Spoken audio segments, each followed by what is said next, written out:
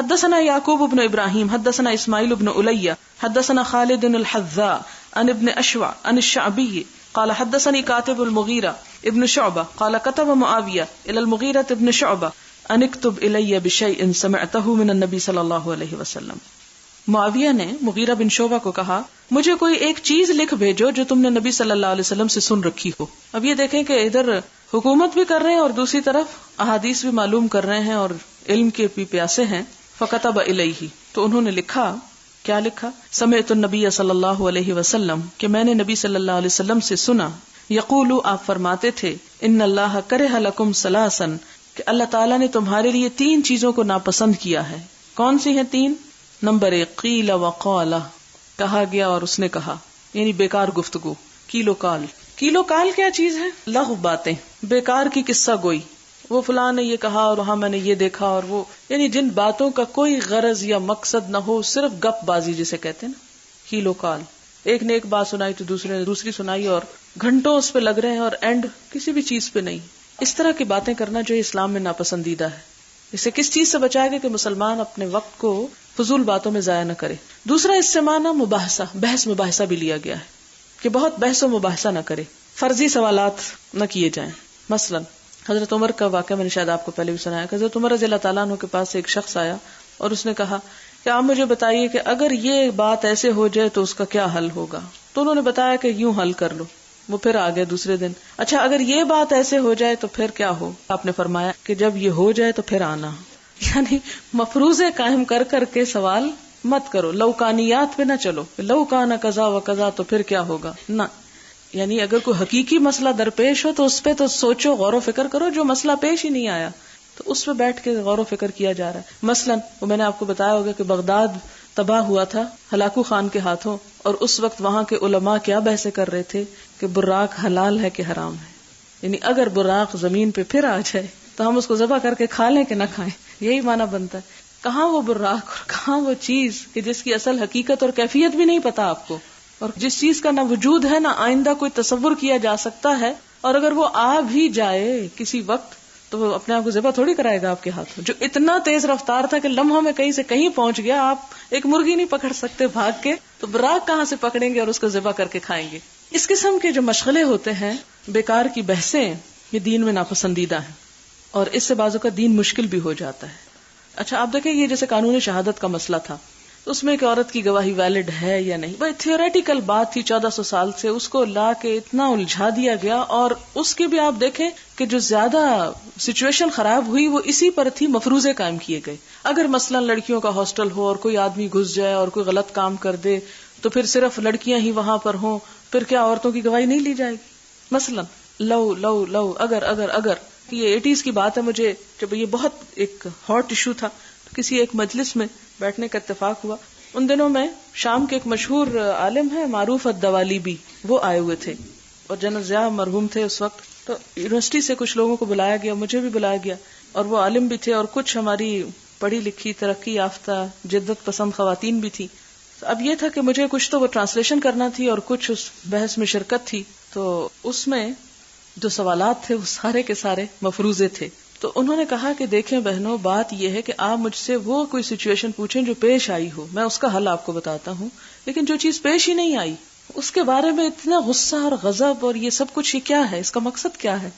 تو وہ بہت اچھی بات میں نے جب ان سے سیکھی کہ جو چیز پیش ہی نہیں آئی اس کی فکر کس بات کی. کیونکہ اسلام ایسا نہیں کہ جو کسی مسئلے کا حل نہ بتائے، لیکن جب مسئلہ پیش آ جائے تو پھر حل ڈھونڈے. تو ہر مسئلہ انڈیویجول ہوتا ہے، ہر مسئلہ ایک الگ چیز ہوتا ہے اور اس کو اس کے مطابق ڈیل کیا جاتا ہے. مثلاً آپ دیکھیں کہ آپ یہ کسی کو فتویٰ نہیں دے سکتے کہ اگر 2 لوگوں میں جھگڑا ہو جائے، مثلاً کوئی آپ سے یہ پوچھ رہا ہے اگر 2 لوگوں میں جھگڑا ہو جائے تو مجھے صلح کیسے کرانی چاہیے، کیا جواب ہوگا اس کا؟ کوئی جواب نہیں ہوگا. اس لیے کہ پہلے تو یہ دیکھا جائے گا کہ جھگڑا جب ہو جائے تو جھگڑا کس بات پہ ہوا، مال پہ ہوا یا کسی کی گالی گلوچ پہ ہوا یا کیا سبب بنا. تو جب مسئلہ پیش آ جائے تو اس کا سبب دور کیا جائے، اور اس میں بڑی وسعت ہے، بڑی گنجائش ہے. لیکن ایک چیز ہے ہی نہیں اور ہم اس پہ قیل و قال کر رہے ہیں، تو یہ چیز ناپسندیدہ ہے دین میں. پھر وَإِضَاعَةَ الْمَالِ، اور مال کو ضائع کرنا، یعنی بیکار چیزوں میں، اور اس میں خواتین کا بہت بڑا حصہ ہوتا ہے. جب فارغ ہوتی ہیں بازار چلی جاتی ہیں، سیلوں پہ چلی جاتی ہیں، اور پھر کیا کرتی ہیں، یہ سستا ہے چلو یہ لے لیتے ہیں، کبھی کام آ جائے گا. اور جمع کر کر کے بکسے بھرتی رہتی ہیں، اور پھر وہ سیل میں جو چیز کنڈم آ جاتی ہے وہ آپ کو ہر وقت اریٹیٹ کرتی رہتی ہے. اس نے تو نکال دی، اس کا تو فائدہ ہوا دکاندار کا، لیکن نقصان کون بھگت رہا ہے؟ آپ بھگت رہے ہیں. مثلا 2 لینے کی بجائے آپ 1 لے لیں اور پراپر چیز خریدیں، تاکہ نہ اس کو سنبھالنے کا اتنا مسئلہ اور نہ ہی آپ ایک بیکار کا مال ضائع کریں. پھر اسی طرح آپ دیکھیں کہ بے شمار چیزوں میں ہم صرف مفروضہ قائم کر کے کہ وہ بیٹیوں کی شادی ہونی ہے تو اس لیے پتہ نہیں سسرال کیسے ہوں اور پتہ نہیں کتنا دینا پڑے اور پتہ نہیں کیا، اور اس میں پھر بعض اوقات بیکار کی چیزیں خریدی جاتی ہیں. اور پہلے آپ نے دیکھا ہوگا کہ کپڑے بہت لوگ خرید کے رکھتے تھے، پھر 10 سال گزر گئے، رشتہ نہیں آیا، پھر اب کپڑوں کا کیا کیا جائے، آؤٹ ڈیٹڈ ہو رہے ہیں، اب ان کو زکوٰۃ میں چلو نکال دیتے ہیں، اور اسی قسم کی باتیں. اور تیسرا جو ناپسندیدہ کام ہے وہ کثرت السؤال، اتنے زیادہ سوال رکھنا یہاں کہ اصل سبق کا وقت چلا جائے. حدثنا محمد بن غریر الزہری حدثنا یعقوب بن ابراہیم عن ابیہ عن صالح بن کیسان عن ابن شہاب قال اخبرنی عامر بن سعد عن ابیہ قال اعطى رسول اللہ صلی اللہ علیہ وسلم رہتا وانا جالس فیہم قال فترك رسول اللہ صلی اللہ علیہ وسلم فیہم رجلا لم يعطه وهو اعجبهم الی فقمت الى رسول اللہ صلی اللہ علیہ وسلم فساررته فقلت ما لك عن فلان واللہ انی لأراہ مؤمنا قال او مسلما قال فسكت قليلا ثم غلبني ما اعلم فيه فقلت يا رسول الله ما لك عن فلان والله اني لأراه مؤمنا قال او مسلما قال فسكت قليلا ثم غلبني ما اعلم فيه فقلت يا رسول الله ما لك عن فلان والله اني لأراه مؤمنا قال او مسلما فقال اني لأعطي الرجل وغيره احب الي منه خشية ان يكب في النار على وجهه کہ میں ایک شخص کو دیتا ہوں حالانکہ اس کے علاوہ جو دوسرا جس کو نہیں دے رہا تھا وہ مجھے زیادہ پیارا ہوتا ہے، لیکن جس کو دے رہا ہو تو اس ڈر سے دیتا ہوں کہ کہیں اللہ تعالیٰ اسے اوندھے منہ آگ میں نہ پھینک دے. کیوں کہ اگر اسے نہ ملا تو وہ کفر کی طرف پلٹ جائے گا. وعن ابیہ عن صالح عن اسماعیل بن محمد انہ قال سمعت ابی یحدث بهذا فقال في حدیثه فضرب رسول اللہ صلی اللہ علیہ وسلم بیدہ فجمع بین عنقی وکتفی ثم قال اقبل. پھر آپ نے فرمایا قبول کر اے سعد اے سعد. یہ جو اے لفظ ہم لکھتے ہیں نا یہ عربی سے ہی آیا، یہ ای لکھا ہوا لیکن ہم اس کو لمبا کر لیتے ہیں، جیسے زبر زیر قرآن پڑھتے ہوئے لمبے لمبے کرتے ہیں. انی لأعطی الرجل قال ابو عبداللہ فکبکبوا قلبوا مکبا اکب الرجل اذا كان فعله غیر واقع على احد واذا وقع الفعل قلت کبہ اللہ لوجهه وکببته انا. یہ پیچھے جو لفظ ہے یکبہ اس کی لفظی تفسیر ہے. حدثنا اسماعیل بن عبد الله قال حدثني مالك عن ابي الزناد عن الاعرج عن ابي هريره رضي الله عنه ان رسول الله صلى الله عليه وسلم قال ليس المسكين الذي يطوف على الناس ترده اللقمه واللقمتان والتمرة والتمرتان. مسکین وہ نہیں کہ جو لوگوں کے پاس گھومتا پھرتا ہے اور اس کو لقمہ 2 لقمہ کھجور 2 کھجور کی خواہش جو ہے در بدر پھرا رہی ہے. ولكن المسكين الذي لا يجد غنى يغنيه. مسکین اصل میں وہ ہوتا ہے جس کے پاس اتنی دولت نہیں جو اسے بے پرواہ کر دے، یعنی اپنی ضروریات پوری نہیں کر پاتا. ولا یفتن لہو، اور وہ پہچانا نہیں جاتا، یعنی سمجھ نہیں آتی کہ یہ واقعی ضرورت مند ہے یا نہیں، یعنی اس کے اپیرنس سے آپ کو اس کی ضرورت کا اندازہ نہیں ہوگا. فیتصدق علیہ، تو اس پہ صدقہ کیا جائے. ولا یقوم فیسأل الناس، اور نہ وہ ایسا ہوتا ہے کہ جو کھڑا ہو کے لوگوں سے مانگے.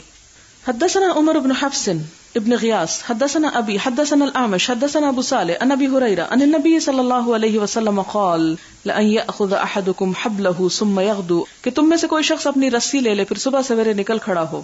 احسبه قال الى الجبل، میرا خیال ہے کہ آپ نے پہاڑ کی طرف جانے کو کہا. فيحتطب، ایندھن جمع کرے، لکڑیاں اکٹھی کرے. فيبيع، ان کو بیچے. فيأكل، پھر کھائے. ويتصدق، اور صدقہ بھی دے. خیر له، اس کے لیے بہتر ہے. من ان يسأل الناس، کہ لوگوں سے مانگے. قال ابو عبداللہ صالح بن کیسان اکبر من الزہری وهو قد ادرک ابن عمر.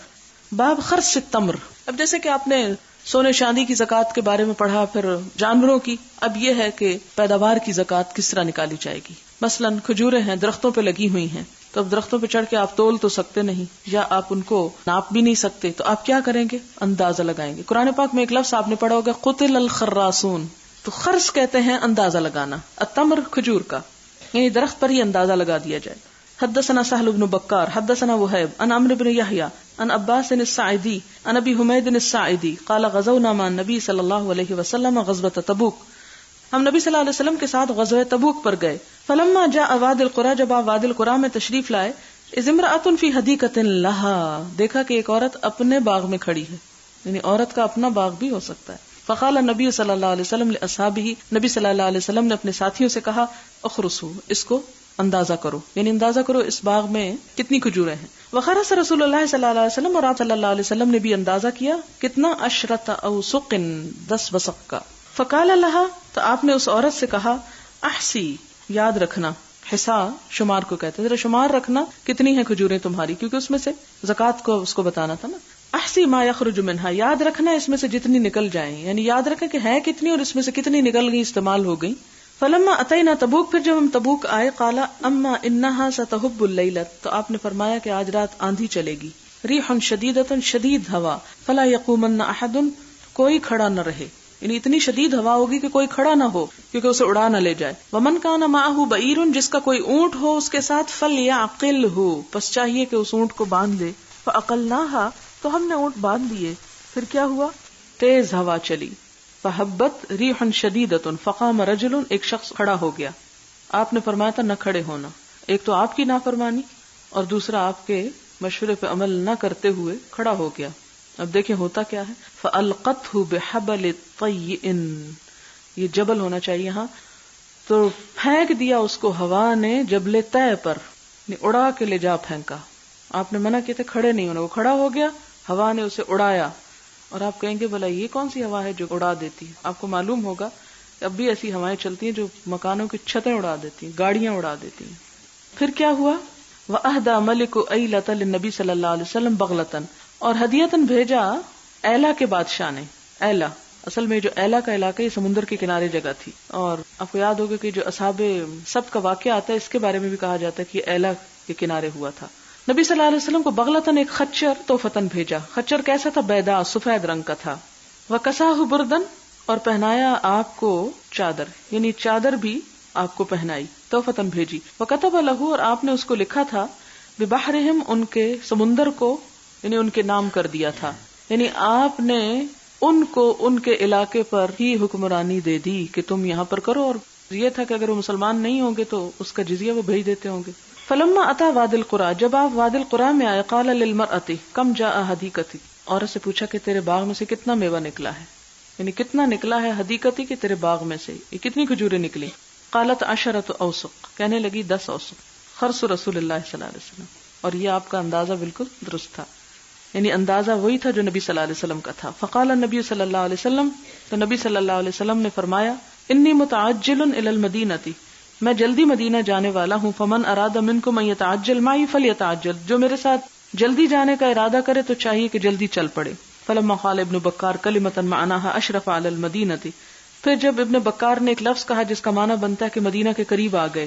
قال هذه طابۃ، آپ نے فرمایا یہ طابہ ہے، یہ جو طیبہ جو بولتے ہیں نا، یعنی اصل میں طیبہ ہے لیکن ایک طرح سے لاڈ سے کہا، یہ ہے طیبہ. یعنی اپنا، جیسے آپ دیکھیں کہ آپ اپنے بچے کو دیکھتے ہیں تو آپ اس کو 2-4 دن کے بعد دیکھیں، اٹھاتے ہوئے پیار کرتے ہوئے آپ اس کا تھوڑا نام بگاڑ کے اس کو، اور اسی طرح یہ کہ آپ اپنے شہر میں جب داخل ہوں تو اسی طرح نبی صلی اللہ علیہ وسلم نے مدینہ میں آتے ہوئے طیبہ کو کیا کہا، هذه طابہ. فلما رأى احدا، پھر جب آپ نے احد کا پہاڑ دیکھا، قال هذا جبیل يحبنا ونحبه، یہ پہاڑی ہے جس سے ہم محبت کرتے ہیں اور وہ ہم سے محبت کرتا ہے. یعنی جگہوں کو بھی انسانوں سے محبت ہو جاتی، ان کے اندر بھی احساس کا ایک حصہ موجود ہے، اسی لیے تو قیامت کے دن وہ گواہی دے سکیں گی. اور آپ کو پتا نا کہ ایٹم کے اندر بھی حرکت موجود ہے، کیونکہ ہر چیز جو ہے وہ تسبیح کر رہی ہے.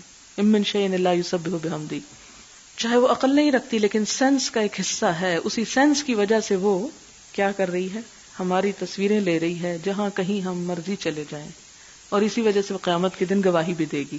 ٹھیک ہے نا.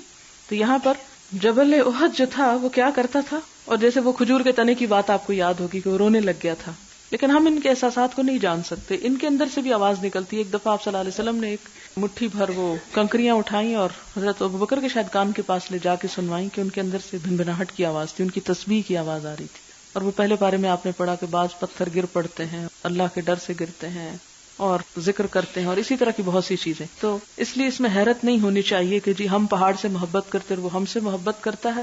آپ کو اپنی چیزوں سے بڑی محبت ہو جاتی ہے نا. بعض اوقات آپ جس گھر میں رہ رہے ہوں، کچھ برتن ایسے ہوتے ہیں، کچھ یعنی ایسوسیشن ایک طرح سے ہو جاتی ہے. اب یہ ہے کہ کیا یہ یک طرفہ ہوتی ہے یا وہاں سے بھی رسپانس آتا ہے. باقی چیزوں کا تو نہیں پتا، لیکن جبل احد کا معلوم ہے کہ آپ صلی اللہ علیہ وسلم نے چونکہ بتایا ھذا جبیل یحبنا ونحبہ، یہ پہاڑ جبیل جبل کی تصغیر ہے، یہ پہاڑی محبت کرتی ہے ہم سے، یہ محبت کرتا ہے ہم سے، اصل میں مذکر ہی ہے لیکن پھر محبت سے ایک طرح سے نام کو جبل کو جبیل کہہ دیا.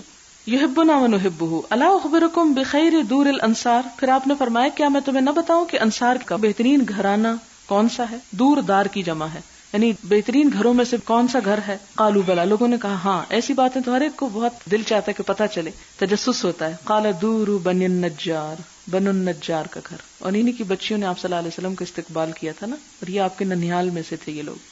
آپ کو یاد ہوگا کہ آپ صلی اللہ علیہ وسلم 6 سال کی عمر میں اپنی والدہ کے ساتھ یثرب آئے تھے، اور یثرب یہی مدینہ تھا، اور وہیں پر پھر آپ کی والدہ کی قبر بھی تھی. اور جب بڑے ہو کر پھر آپ والدہ کی قبر پر گئے اور اس سے لپٹ کر بہت روئے، اور جتنے صحابہ کرام ساتھ تھے سب کے سب ہچکیاں لے کر رونے لگے.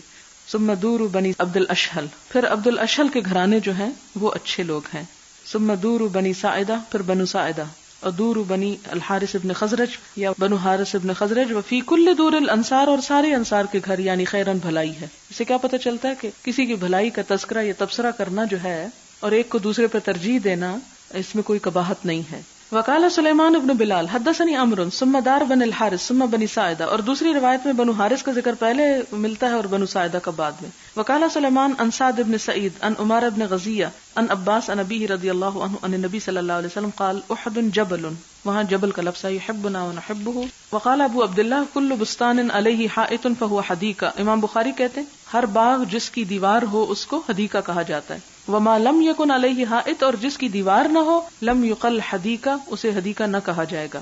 تو یہاں سے کیا پتہ چلتا ہے؟ سارے قصے میں بہت ساری باتیں ہیں، لیکن جس کے لیے امام بخاری لائے ہیں وہ یہ کہ پیداوار کا اندازہ درختوں پر ہی کر کے اس کی زکوٰۃ نکالی جا سکتی ہے. باب العشر فیما یسقى من ماء السماء والماء الجاری، عشر دیا جائے گا اس میں سے جو پلائی جاتی ہے آسمان کے پانی میں سے، والماء الجاری، اور جاری پانی میں سے، یعنی ندی وغیرہ نہر کے پانی میں سے، یعنی نہری زمین پر اور بارانی جو ہے اس میں عشر ہے. ولم یرا عمر بن عبد العزیز فی الاصل شیئا، عمر بن عبد العزیز کے ہاں شہد پہ زکوٰۃ نہیں تھی.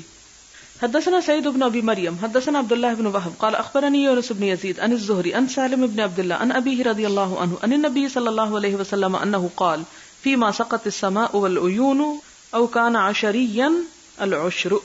فيما، اس میں جو سقط السماء جس کو پلاتا ہے آسمان، سما جو مؤنث اس لیے سقط ہے، والعیون اور چشمے، او کان عشریا، یا وہ جو زمین خود بخود سیراب ہوتی ہو. العشر عشر ہے اس میں، یعنی 10واں حصہ.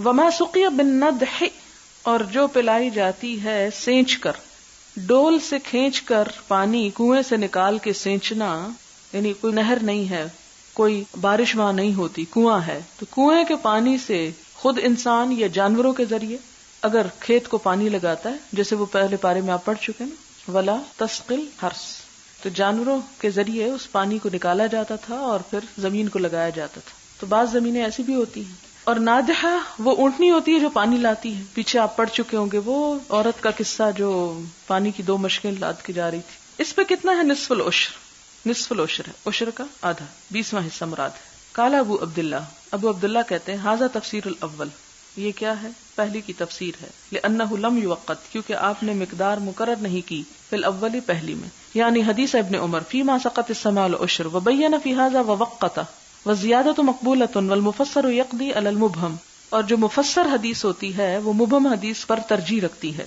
اذا رواہ اہل السبت، اگر اس کو روایت کرنے والے ثقہ لوگ ہوں. کما روا الفضل بن عباس ان النبی صلی اللہ علیہ وسلم لم یصلی فی الکعبہ، جیسے فضل بن عباس کی روایت میں آتا ہے کہ نبی صلی اللہ علیہ وسلم نے کعبہ میں نماز نہیں پڑھی. وقال بلال، اور بلال کہتے ہیں قد صلی، آپ نے نماز پڑھی. اب 2 صحابہ میں اگر اختلاف ہو گیا تو بات کس کی لی جائے گی؟ فاخذ بقول بلال، حضرت بلال کی بات لی جائے گی. وترک قول الفضل، اور فضل کا قول چھوڑ دیا جائے گا. کیوں؟ اس لیے کہ بلال جو تھے فضل کے مقابلے میں حضور صلی اللہ علیہ وسلم کے زیادہ ساتھ رہا کرتے تھے اور ان کے مؤذن بھی تھے.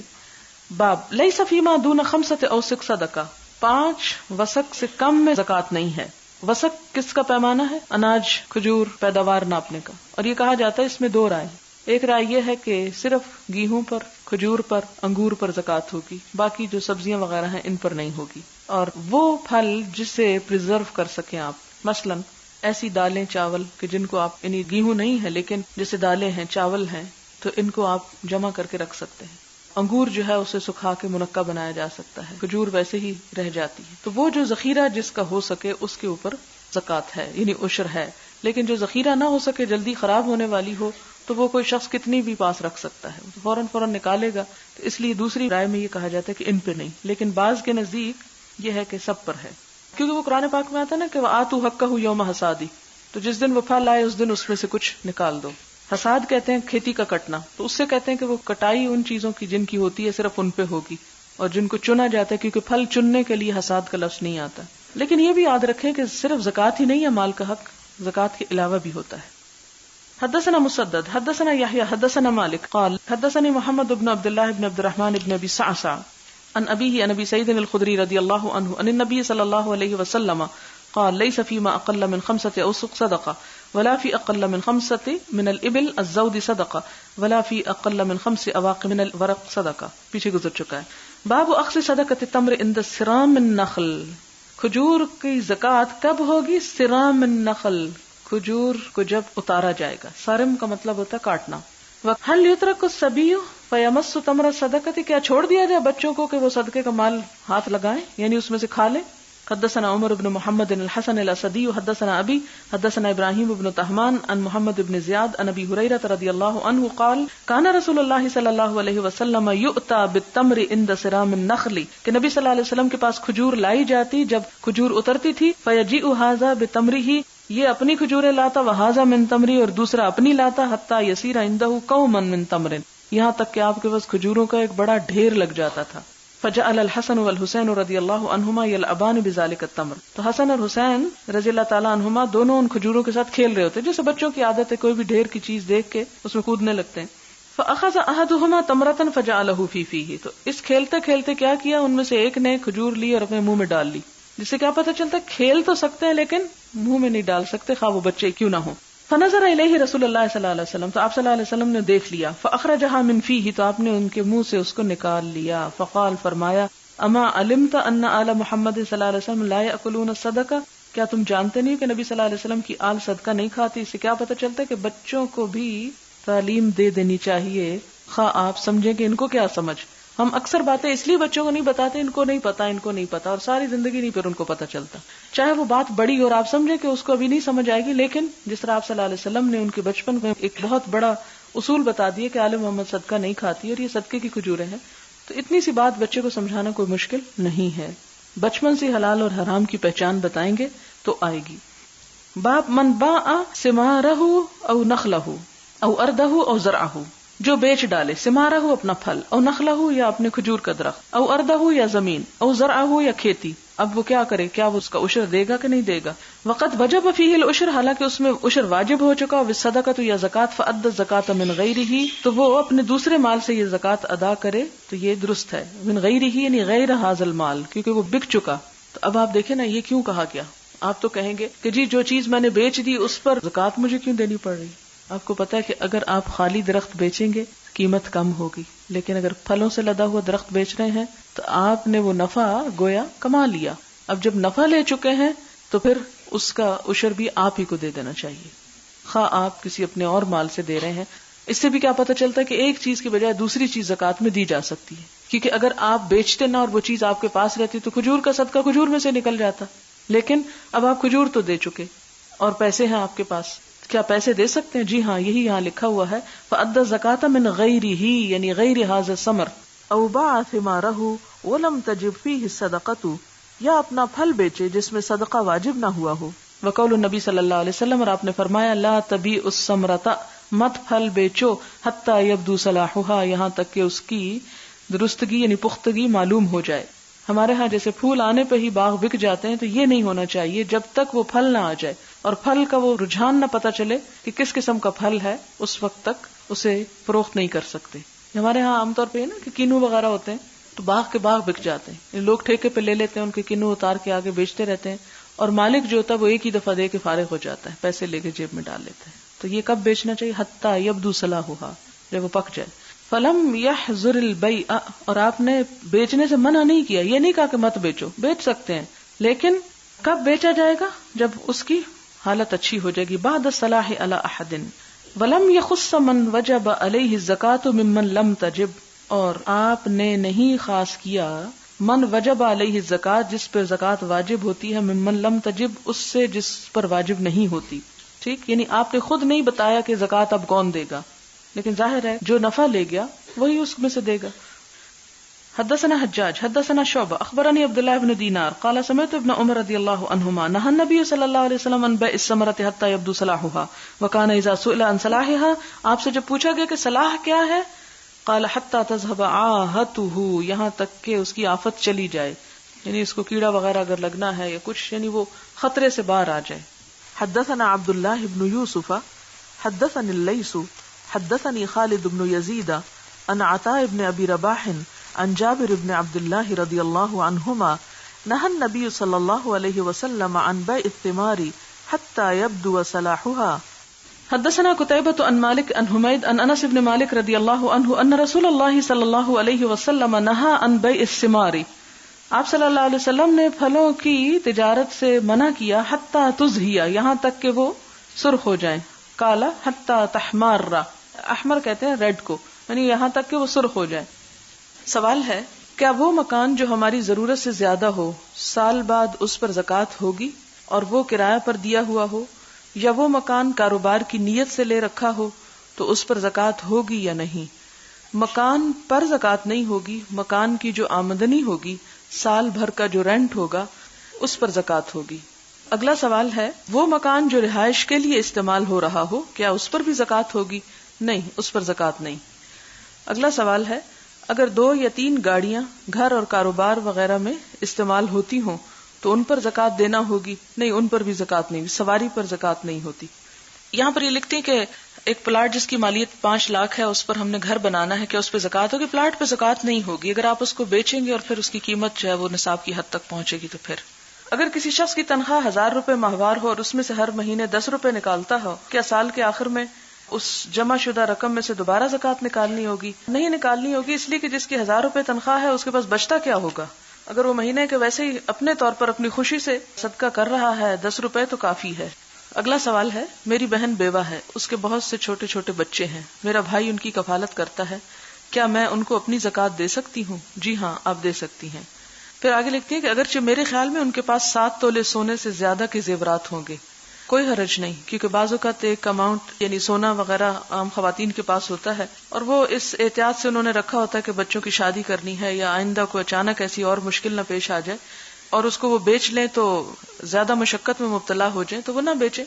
اس میں سے وہ بھی زکوٰۃ نکالیں گے، جیسے ہم نے دیکھا کہ جس کے اوپر لازم آتا کفارہ اسے دینا ہے، خواہ وہ کسی سے مدد لے کے ہی دے رہا ہے، تو رشتہ داروں کو دینے کا دگنا ثواب ہے. کیا ایک مالدار عورت اپنے رشتہ داروں کو جو متوسط طبقے سے تعلق رکھتے ہیں حقیقتاً ضرورت مند زکوٰۃ دے سکتی ہے؟ وہ صرف زکوٰۃ ہی کیوں دینا چاہتی ہے؟ اگر وہ مالدار ہے تو کچھ اور بھی دے دے، لیکن یہ ہے کہ اگر اور کچھ نہیں دے سکتی اور وہ واقعی بہت ہی مجبور ہے تو اس صورت میں اسے دے دینا چاہیے.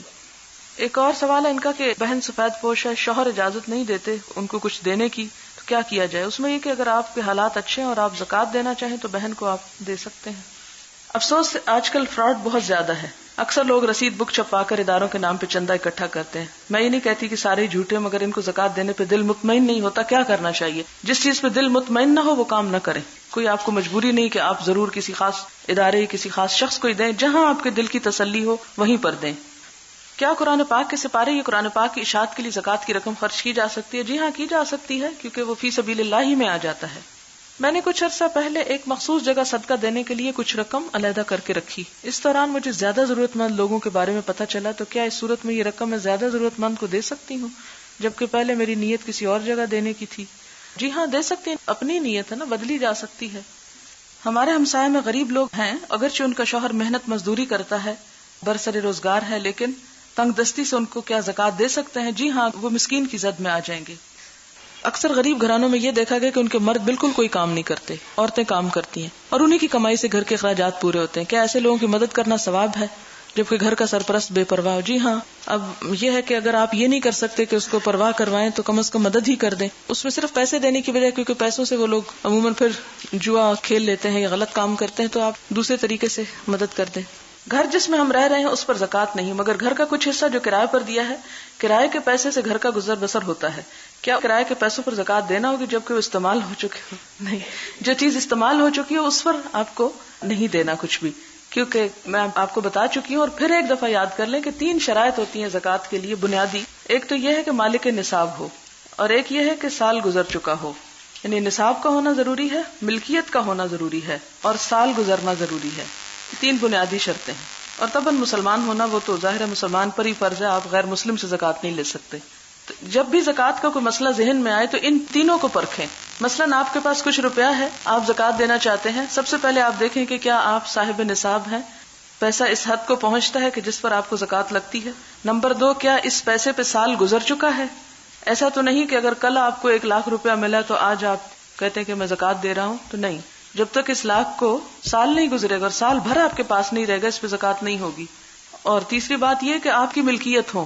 مثال کے طور پر اگر آپ کی ماں کہتی ہے اچھا میں تمہیں شادی میں 1 لاکھ روپیہ دوں گی، اور شادی ابھی کوئی 5 سال بعد ہونی ہے مثال کے طور پر، تو آپ ابھی سے اس کی زکات نہیں دینا شروع کریں گے. جس دن وہ آپ کے ہاتھ میں آ جائے گا اس دن بھی نہیں دیں گی، اس کے 1 سال کے بعد آپ وہ زکات دیں گے. یہ 3 چیزیں اگر آپ کو یاد ہو گئی تو بہت سے مسئلے آپ خود بھی حل کر لیں گے.